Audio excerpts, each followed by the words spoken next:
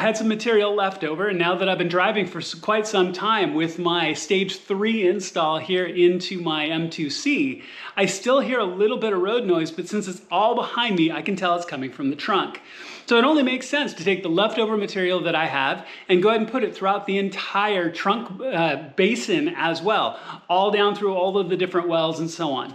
Now, your car may be a little bit different, but the process is going to be essentially the same no matter what car you have. We're going to be doing it on my M2C, you could do it on another BMW, or really any other car for that matter.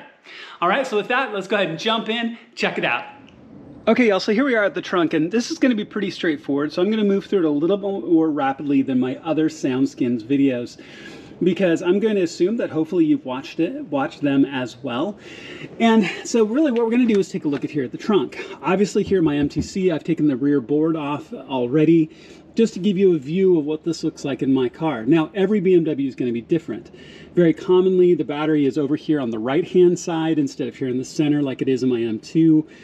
And you know what you have here is really going to depend on your model, but this still is going to be a similar layout where we're going to want to lay in SoundSkins anywhere where we have bare metal. Now, a couple of things. So for example, in this case, I'm going to pull up these control modules and my fuse box here. They're 10mm screws holding it down, or excuse me, 10mm nuts. There's a plastic nut on that one holding it down.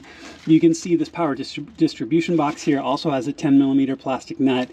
You can see my power inflator in case I have a flat tire, and I hope to never have to use this.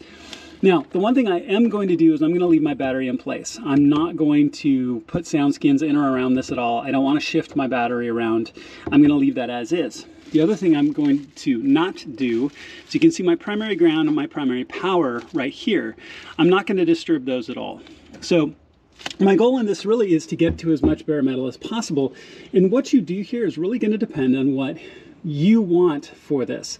Now, the other thing I am also going to do is I'm going to pull this black plastic trim. There's a couple of those little expanding rivets here and here.